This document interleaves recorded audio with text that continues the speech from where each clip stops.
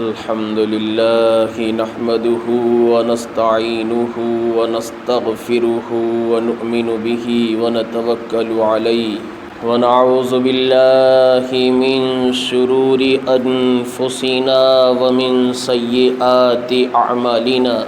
من يهده الله فلا مضل له ومن يضلل فلا هادي له وأشهد أن لا إله إلا الله وحده لا شريك له وأشهد أن سيدنا وسندنا وشفيعنا وحبيبنا وإمامنا ومولانا محمدا عبده ورسوله صلى الله تعالى عليه وعلى آله وأصحابه وأزواجه وذرياته وبارك وسلم تسليما كثيرا كثيرا أما بعد فيا معشر المسلمين قال الله تبارك وتعالى في كلامه الكريم اعوذ باللہ من الشیطان الرجیم بسم اللہ الرحمن الرحیم ومن اعرض عن ذکری فإن له معیشة ضنکا ونحشره یوم القیامة اعمی قال رب لما حشرتنی اعمی وقد كنت بصیرا قال كذلك أتتك آياتنا فنسيتها وكذلك اليوم تنسى سبحان ربك رب العزة عما يصفون وسلام على المرسلين والحمد لله رب العالمين اللهم صل على سيدنا محمد وعلى آل سيدنا محمد وبارك وسلم اللهم صل على سيدنا محمد وعلى آل سيدنا محمد وبارك وسلم اللهم صل على سيدنا محمد وعلى آل سيدنا محمد وبارك وسلم اور جو شخص میری نصیحت سے منہ پھیرے گا تو اس کے لیے تنگی کی زندگی ہوگی اور قیامت کے دن ہم اس کو اندھا کر کے اٹھائیں گے۔ وہ کہے گا اے میرے پروردگار تو نے مجھ کو اندھا کر کے کیوں اٹھایا؟ میں تو دنیا میں اچھا خاصا دیکھنے والا تھا۔ ارشاد ہوگا ایسا ہی ہونا چاہیے تھا کیونکہ تیرے پاس ہماری آیتیں تھیں تو نے ان کو بھلا دیا تھا، اسی طرح آج تو بھلا دیا گیا ہے۔ گرامی قدر سامعین، محترم حاضرین، اہل علم، نوجوان ساتھیوں، بزرگوں، دینی اور ایمانی بھائیوں، اللہ رب العالمین کا فضل و کرم ہے، ان کا احسان عظیم ہے کہ انہوں نے ہم سب کو آج کے مقدس بابرکت اور تاریخی دن کی مناسبت سے ایک اہم فریضے کی ادائیگی کے لیے اپنے پاکیزہ اور عظیم الشان گھر کے اندر اکٹھا فرمایا ہے۔ ابھی میں نے آپ حضرات کے سامنے قرآن کریم کی 114 سورتوں میں سے سورہ طٰہٰ کی چند آیات کریمہ تلاوت فرمائی ہیں۔ دعا کیجئے کہ اللہ رب العالمین مجھ جیسے عاجز اور ناتواں انسان کو ان آیات کریمہ کی روشنی میں صحیح اور سچی باتیں کہنے اور ہم سب کو ان باتوں سے نصیحت حاصل کرنے کی توفیق عطا فرمائے۔ حضرات محترم، انسان کا عروج و زوال ترقی، تنزلی، کامیابی اور ناکامی،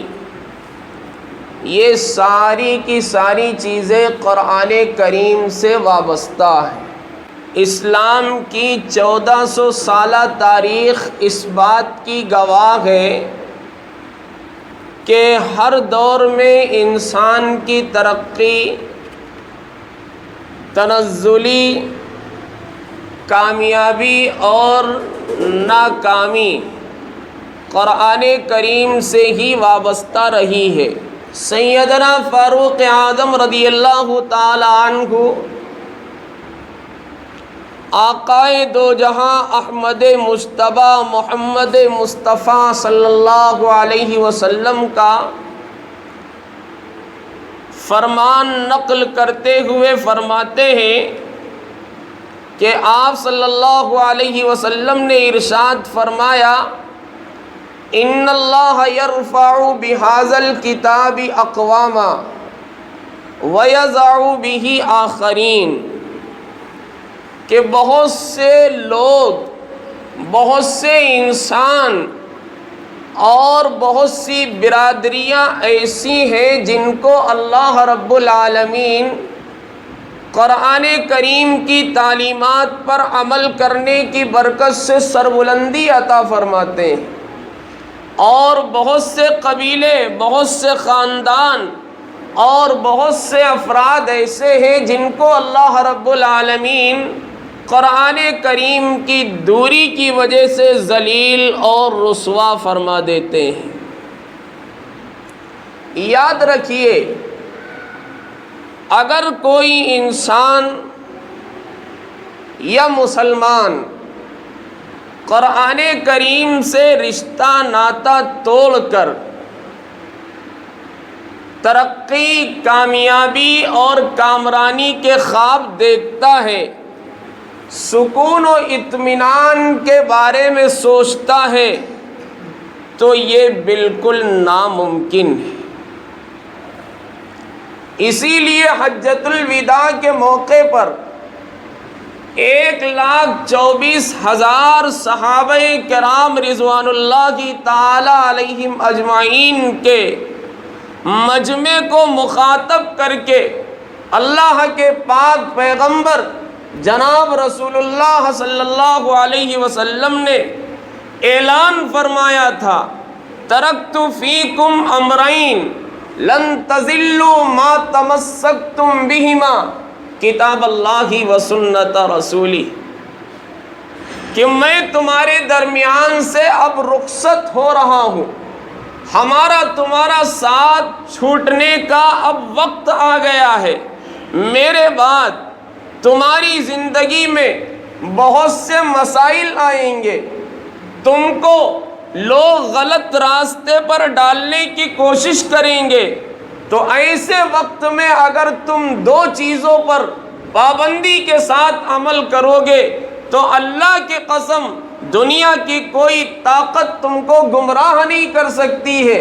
کوئی بے دین تمہارے ایمان پر ڈاکہ نہیں ڈال سکتا ہے، کوئی ملحد تم کو آنکھ نہیں دکھا سکتا ہے۔ ان دو چیزوں میں سے ایک چیز اللہ کی کتاب اور دوسرے نبی کریم صلی اللہ علیہ وسلم کا طریقہ۔ اسی لیے قرآن کریم نے ہم ایمان والوں کو خطاب کرتے ہوئے فرمایا، لَقَدْ كَانَ لَكُمْ فِي رَسُولِ اللَّهِ أُسْوَةٌ حَسَنَةٌ، کہ اے لوگو اس دنیا کے اندر یوں تو آدم علیہ السلام بھی آئے ہیں، اس دنیا کے اندر لوگوں کی ہدایت اور رہنمائی کے لیے نوح علیہ السلام بھی آئے ہیں، اس دنیا میں حضرت ابراہیم علیہ السلام بھی آئے ہیں، اس دنیا میں اسماعیل علیہ السلام بھی آئے ہیں، اس دنیا میں فرعون کے مقابلے میں موسیٰ کو بھی اتارا گیا تھا، حضرت عیسیٰ علیہ السلام بھی آئے ہیں، لیکن تم اگر اپنا کسی کو آئیڈیل بناؤ گے، تم اگر کسی کا اسوہ اختیار کرو گے تو وہ محمد الرسول اللہ صلی اللہ علیہ وسلم ہے۔ اگر تم محمد الرسول اللہ صلی اللہ علیہ وسلم کے طریقہ کار کے مطابق زندگی گزارو گے تو دنیا کی کوئی طاقت تم کو راہ راست سے ہٹا نہیں سکتی ہے، ہدایت کا راستہ تم سے چھین نہیں سکتی ہے۔ لیکن یاد رکھو، اگر تم منمانی زندگی گزارو گے، محمد الرسول اللہ کے طریقے سے نفرت کرو گے، یا قرآن کریم کی تعلیمات سے اپنا رشتہ ناتا توڑ لو گے، تو دنیا کی کوئی طاقت تم کو تباہ و برباد ہونے سے روک بھی نہیں سکتی ہے۔ صحابہ کرام رضوان اللہ تعالی علیہم اجمعین کے دل و دماغ میں اللہ کے رسول صلی اللہ علیہ وسلم نے یہ بات بہت اچھی طریقے سے بٹھا دی تھی کہ قرآن سے وابستگی کے بغیر ترقی کرنا، کامیابی اور کامرانی کے راستے طے کرنا یہ بالکل ممکن ہی نہیں ہے، کیونکہ قرآن دنیا کی وہ مقدس کتاب ہے جو دنیا میں بھی انسان کی ہدایت کے، جو دنیا میں بھی انسان کی کامیابی کے راستے فراہم کرتی ہے، اور مرنے کے بعد بھی جوار رحمت میں جگہ دلوانے میں اہم رول ادا کرے گی۔ آج تھوڑی دیر کے لیے اگر ہم اور آپ غور کریں تو خود اس نتیجے پر پہنچ جائیں گے کہ ہماری اور آپ کی تباہی، بربادی اور ناکامی کی اصل وجہ یہ ہے کہ ہم آج قرآن کریم کی تعلیمات سے کوسوں دور ہو گئے، کوسوں دور ہو گئے۔ حالانکہ ہمارے بڑوں نے لکھا ہے قرآن اللہ کی وہ مقدس کتاب ہے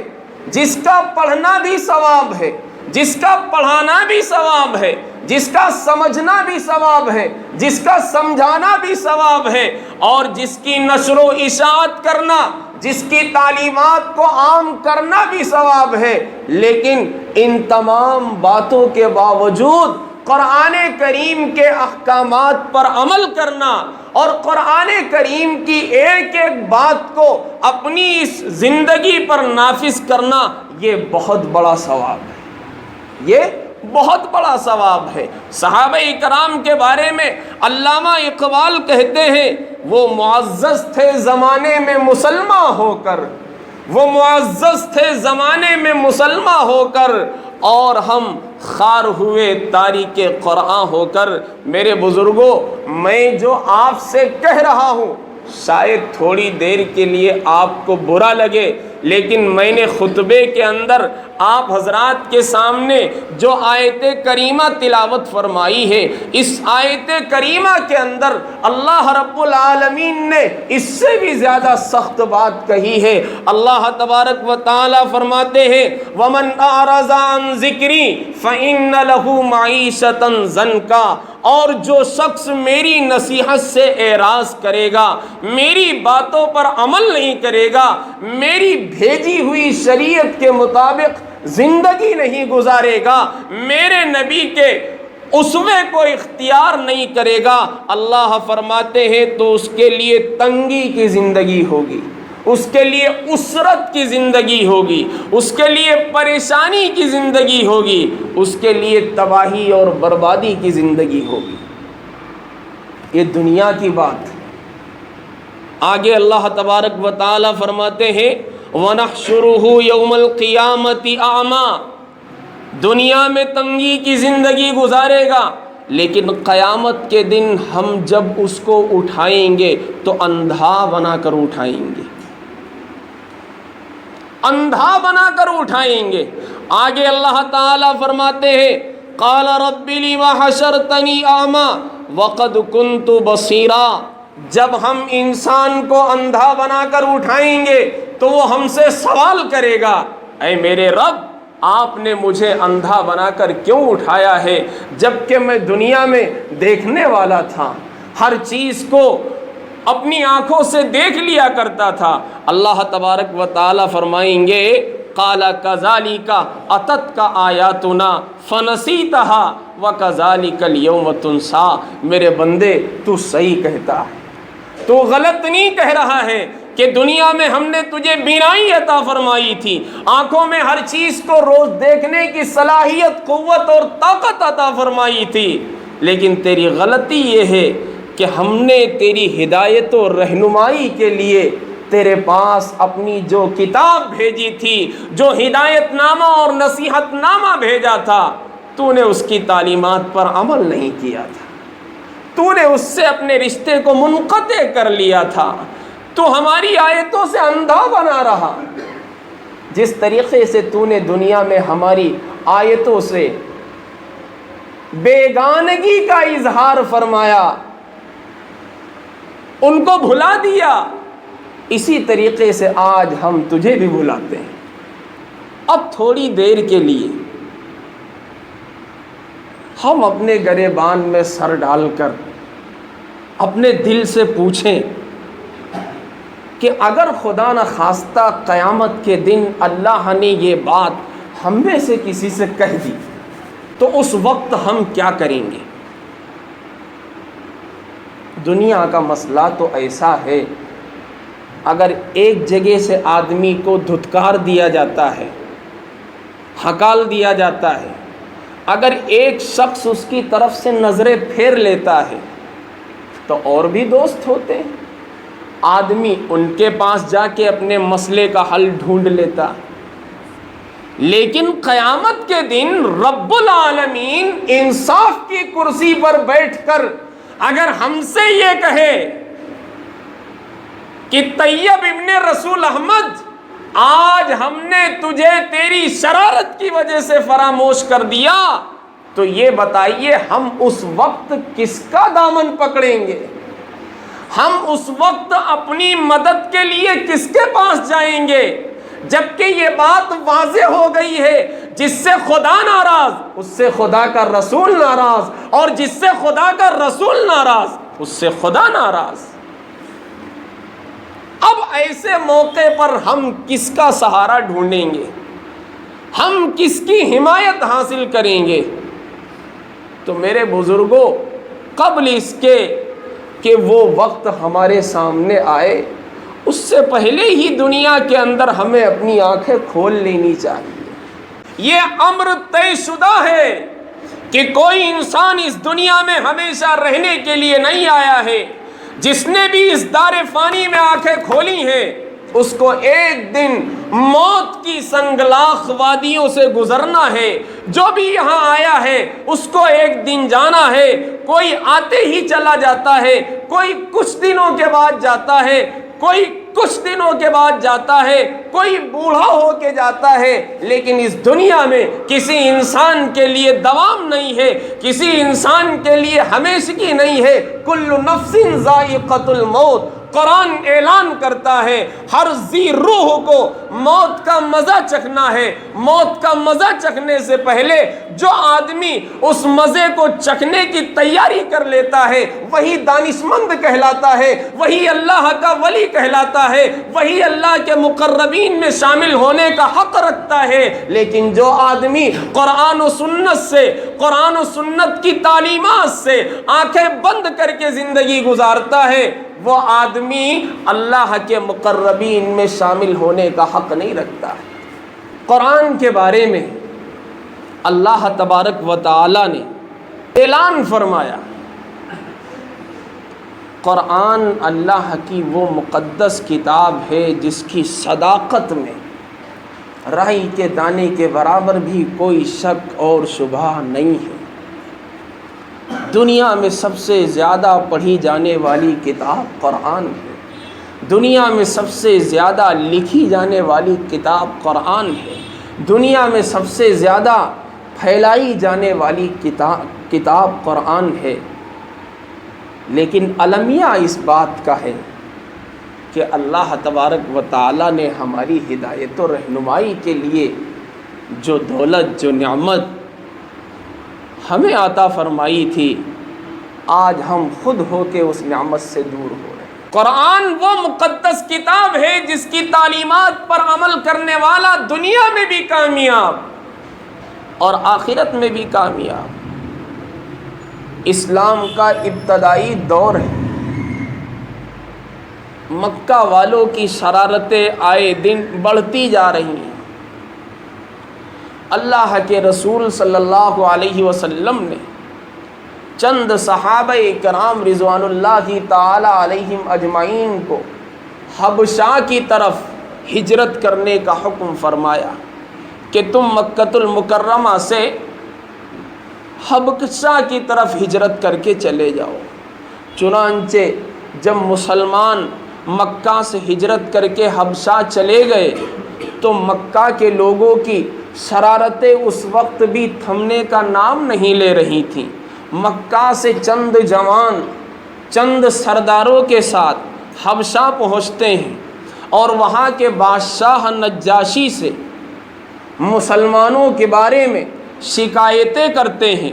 کہ یہ لوگ بے دین ہو گئے ہیں، یہ لوگ آپ کے پیغمبر کی شان میں گستاخی کرتے ہیں، یہ لوگ ہمارے باپ دادا کے دین کو چھوڑ کر دوسرے دین پر چل کر زندگی گزارتے ہیں۔ ایسی صورت میں ان کو آپ کے ملک میں رکھنا، یہ بات ہمیں سمجھ میں نہیں آ رہی ہے۔ چنانچہ نجاشی بادشاہ نے مکہ کے شریر لوگوں کی باتیں سنی اور سننے کے بعد صحابہ کرام رضوان اللہ تعالی علیہم اجمعین کی ٹولی کو بلایا اور کہا کہ بھائی تم کس مذہب پر عمل کرتے ہو، تم کس دین پر عمل کرتے ہو، اس کی صداقت ہمارے سامنے پیش کرو، اس کی حقانیت ہمارے سامنے پیش کرو۔ چنانچہ صحابہ کرام رضوان اللہ تعالی علیہم اجمعین میں سے حضور کے چچا حضرت جعفر طرار رضی اللہ تعالی عنہ آگے بڑھتے ہیں، قرآن کی صداقت پر اور اسلام کی حقانیت پر زبردست تقریر کرتے ہیں، قرآن کی آیتیں سناتے ہیں۔ قرآن کی آیتیں سنتے ہی نجاشی بادشاہ کا دل موم ہو جاتا ہے، قرآن کی تاثیر اس کے دل میں اتر جاتی ہے، وہ مسلمان ہو جاتا ہے، اور مسلمان ہونے کے بعد دین کی نشر و اشاعت کے ایسے ایسے کارنامے انجام دیتا ہے جو تاریخ میں آب زر سے لکھنے کے قابل ہیں، جن کو تاریخ کبھی فراموش نہیں کر سکتی۔ جب وہ بادشاہ اپنی زندگی گزار کے اس دار فانی سے رخصت ہوتا ہے، اللہ کے رسول صلی اللہ علیہ وسلم کو اس کے مرنے کی خبر ہوتی ہے، تو جن لوگوں نے اسلام کی تاریخ پڑھی ہوگی ان لوگوں نے اسلام کی تاریخ میں یہ بات بھی پڑھی ہوگی کہ اس کے مرنے پر اللہ کے رسول صلی اللہ علیہ وسلم نے غائبانہ اس کی نماز جنازہ پڑھی تھی۔ نجاشی بادشاہ کے علاوہ کوئی مسلمان ایسا نہیں ہے، کوئی صحابی ایسا نہیں ہے جس کی اللہ کے رسول نے غائبانہ نماز پڑھی ہو۔ آپ صلی اللہ علیہ وسلم کی زندگی میں ایک ہی مرتبہ غائبانہ نماز پڑھنا ثابت ہے اور وہ نجاشی بادشاہ کی۔ اس کے بعد صحابہ کی زندگی میں بھی یہ عمل نہیں ملتا۔ تو دیکھیے قرآن کے اندر کیسی حلاوت ہے، کیسی تاثیر ہے کہ ایک عیسائی بادشاہ جو مسلمانوں کا دشمن، جو قرآن کا دشمن، جو اللہ والوں کا دشمن، لیکن جب قرآن سنتا ہے اس کا دل موم ہو جاتا ہے، اس کا دل پگھل جاتا ہے، قرآن کی تاثیر سے اللہ اسے ہدایت عطا فرماتے ہیں۔ سیدنا فاروق اعظم رضی اللہ تعالی عنہ کو دیکھیے، اللہ کے رسول کا سر قلم کرنے کے لیے نکلے تھے، تیر و تلوار ہاتھ میں لے کر چلے تھے، لیکن راستے میں ایک اللہ والے نے کہہ دیا کہ عمر کہاں جا رہے ہو؟ بولے آج نعوذ باللہ محمد کا سر قلم کر لیں گے۔ تو اس نے کہا اللہ کے رسول کا سر قلم کرنے سے بہتر یہ ہے کہ تم اپنے بہن اور بہنوئی کی بھی خبر لے لو، کیونکہ وہ بھی مسلمان ہو گئے، وہ بھی دامن اسلام سے وابستہ ہو گئے۔ حضرت عمر رضی اللہ تعالی عنہ سے رہا نہیں گیا، راستہ بدل کے بہن بہنوئی کے گھر پہنچے۔ سیدنا خباب رضی اللہ تعالی عنہ ان کو قرآن سکھا رہے، کنڈی کھٹکھٹائی، حضرت خباب رضی اللہ تعالی عنہ پردے میں چلے گئے۔ عمر رضی اللہ تعالی عنہ نے آتے ہی بہن کو بھی مارا، بہنوئی کو بھی مارا۔ جب دونوں کے جسموں سے خون کی دھارا نکلنے لگی اور بہن کے منہ سے یہ لفظ نکل گیا کہ عمر، جس باپ کا خون تیری رگوں میں دوڑ رہا ہے اسی باپ کا خون میری رگوں میں دوڑ رہا ہے، اگر تو کفر پر سخت ہے تو میں اسلام پر سخت ہوں، تو کفر نہیں چھوڑ سکتا میں اسلام نہیں چھوڑ سکتی۔ حضرت عمر رضی اللہ تعالیٰ عنہ کے دل میں ذرا نرمی پیدا ہوئی کہ آخر یہ ایسی کون سی چیز ہے جس کی وجہ سے اتنا مار کھانے کے باوجود بھی، خون بہانے کے باوجود بھی میری بہن اس سے منحرف ہونے کا نام نہیں لے رہی۔ سیدنا فاروق اعظم رضی اللہ تعالیٰ عنہ نے اپنی بہن سے کہا، لا مجھے بھی لا، میں دیکھنا چاہتا ہوں کہ آخر اس میں ایسی کون سی بات لکھی ہوئی ہے جو تمہیں اسلام سے پھرنے نہیں دے رہی ہے۔ بہن نے کہا کہ عمر یہ پاک ہے، تم ناپاک ہو، ناپاک لوگ اس پاک چیز کو بغیر پاکی حاصل کیے ہوئے نہیں چھو سکتے۔ چنانچہ حضرت عمر رضی اللہ تعالیٰ عنہ پاکی حاصل کرنے کے لیے چلے گئے۔ بہن نے آسمان کی طرف سر اٹھا کے اللہ سے فریاد کی، ادھر اللہ کے رسول بھی حضرت عمر رضی اللہ تعالیٰ عنہ کے بارے میں اللہ سے دعا مانگ رہے تھے کہ یا اللہ عمر کے ذریعے سے اسلام کو سربلندی عطا فرما۔ سارے لوگوں کی دعائیں قبول ہوئیں۔ حضرت عمر رضی اللہ تعالیٰ عنہ نے تختی لی اور پڑھنا شروع کیا، طٰہٰ ما انزلنا علیک القرآن لتشقى الا تذکرۃ لمن یخشیٰ تنزیلا ممن خلق الارض والسماوات العلی الرحمن علی العرش استویٰ۔ ایک ایک آیت ان کے دل میں گھر بناتی چلی گئی۔ سیدنا فاروق اعظم رضی اللہ تعالیٰ عنہ کہنے لگے، بہن اب رہا نہیں جا رہا، جس محمد کا کلمہ تو نے پڑھا ہے مجھے بھی اسی محمد کا کلمہ پڑھوا دے۔ چنانچہ سب لوگ ان کو لے کے اللہ کے رسول کی خدمت میں حاضر ہوئے۔ اللہ کے رسول صلی اللہ علیہ وسلم نے ان کو کلمہ پڑھایا۔ تو دیکھیے قرآن کے اندر کیسی حلاوت ہے، کیسی تاثیر ہے۔ پھر یہی فاروق، اللہ اکبر، اللہ تبارک و تعالیٰ نے ایسے ایسے کارنامے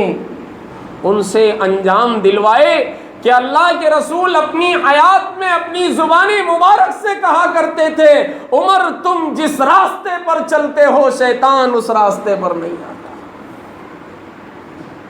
اللہ کے رسول کا سر لینے چلے تھے لیکن قرآن پڑھ کے اللہ کے رسول کے قدموں میں سر ڈالنے پر مجبور ہو گئے۔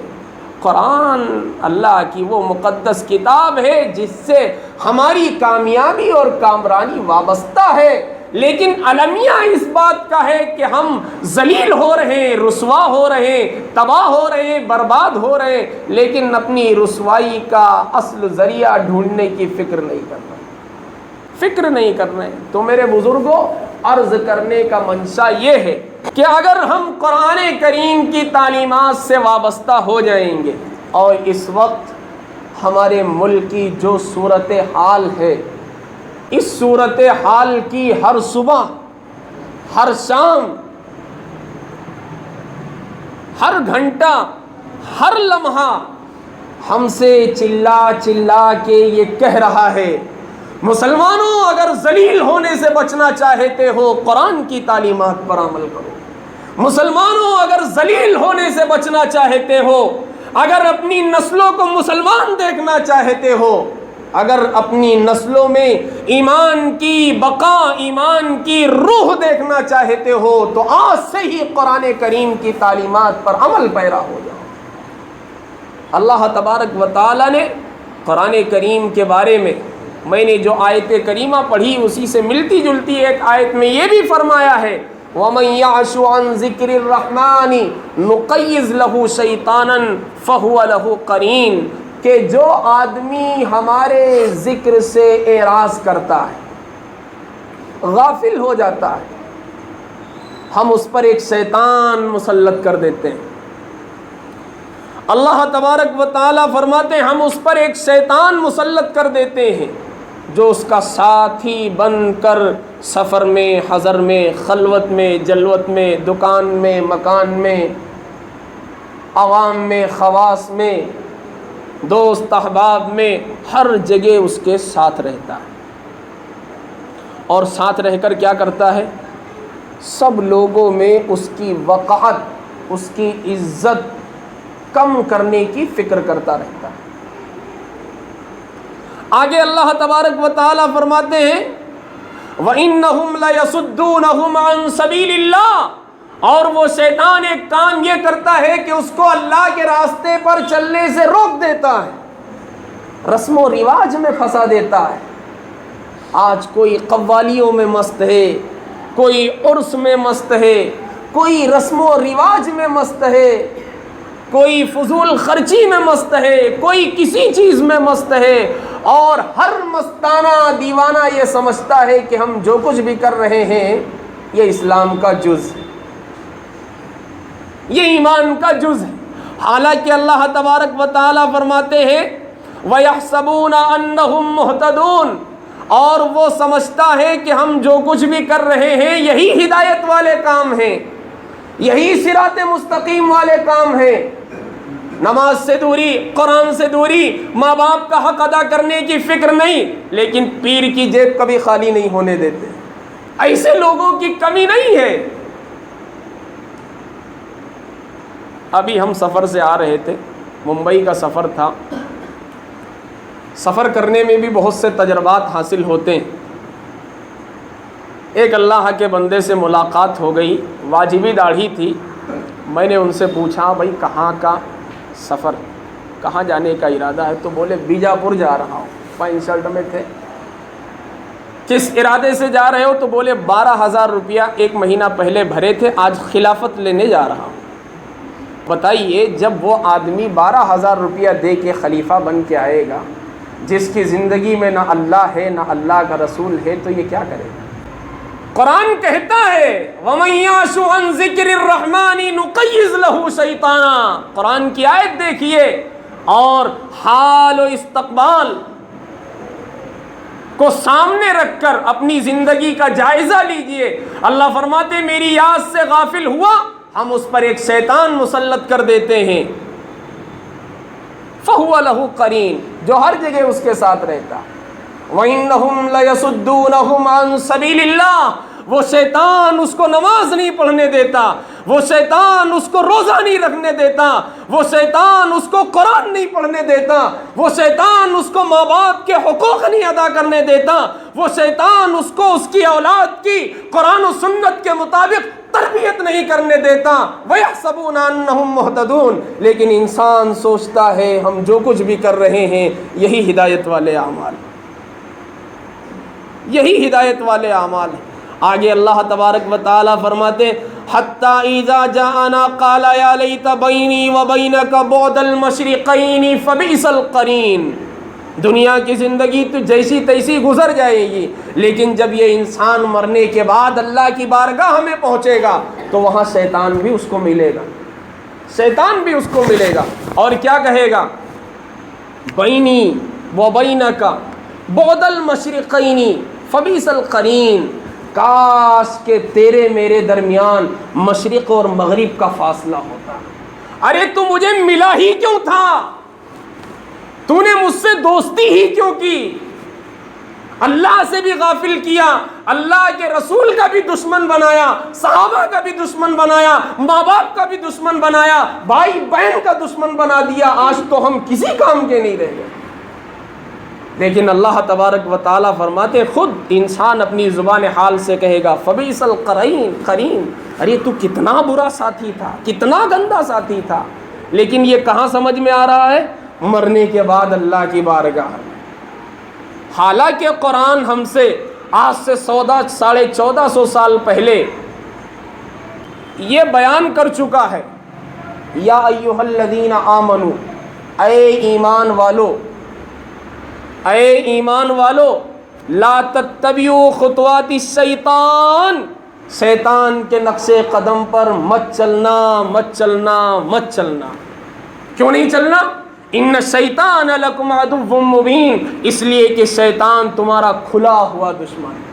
ہے، جس کی دشمنی اللہ نے واضح کر دی، جس کی دشمنی اللہ کے رسول نے واضح کر دی۔ آج ہم اس کو اپنا دوست بناتے ہیں، آج ہم اس کا کہنا مان کر اللہ کے سامنے عالم بغاوت بلند کرتے ہیں، اللہ کے رسول سے دشمنی مول لیتے ہیں، قرآن کریم کی تعلیمات کو اپنی زندگی پر نافذ نہیں کرتے۔ میرے بھائیوں، دنیا کی زندگی گزر جائے گی، لیکن مرنے کے بعد لا الہ الائی ولا الہ الائی، نہ خدا ہی ملا، نہ وصال صنم، نہ ادھر کے رہے نہ ادھر کے رہے، اس وقت کفے افسوس ملنے سے کچھ نہیں ہونے والا۔ میں نے خطبے میں جو آیت کریمہ پڑھی تھی اس کا ترجمہ کر کے اپنی بات مکمل کرتا ہوں۔ اللہ تبارک و تعالی فرماتے ومن اعرض عن ذکری فإن له معیشة ضنکا ونحشره یوم القیامت اعمی، اور جو شخص میری نصیحت سے منہ پھیرے گا، اعراض کرے گا، تو اس کے لیے تنگی کی زندگی ہوگی، اور قیامت کے دن ہم اس کو اندھا بنا کر اٹھائیں گے۔ قال رب لما حشرتنی اعمی وقد كنت بصیرا، وہ قیامت کے دن کہے گا اے میرے پروردگار، تو نے مجھے اندھا بنا کر کیوں اٹھایا ہے؟ تو ہم اس کو جواب دیں گے قال كذلك اتتك آیاتنا فنسیتها وكذلك اليوم تنسى، اے میرے بندے، تیرے سامنے دنیا میں ہماری آیتیں تھیں، تم نے ان کو بھلا دیا، اس پر عمل نہیں کیا، اس کا نتیجہ یہ ہے کہ آج ہم نے تجھے بھلا دیا، آج ہم نے تجھے بھلا دیا۔ تو میرے بزرگوں، اگر خدا ہمیں بھلا دے گا تو ہم کہیں کے نہیں رہیں گے۔ اس لیے ضرورت اس بات کی ہے کہ قرآن سے ہم اپنے رشتے کو مضبوط کریں، خود بھی قرآن پڑھیں، اپنے بچوں کو بھی قرآن پڑھائیں، خود بھی اللہ کی کتاب سے جڑیں، اپنے بچوں کو بھی جوڑیں، اپنے بچوں کو بھی جوڑیں۔ اگر ہم اپنے بچوں کو جوڑنے والے بن گئے، خود اس پر عمل کرنے والے بن گئے، تو انشاءاللہ اس کا فائدہ بہت جلد ہم محسوس کریں گے۔ دعا کیجیے اللہ تبارک و تعالی اس نادان کو اور آپ تمام مسلمان بھائیوں کو کہنے اور سننے سے زیادہ ان باتوں پر نصیحت حاصل کرنے کی توفیق عطا فرمائے۔ وآخر دعوانا ان الحمد للہ رب العالمین۔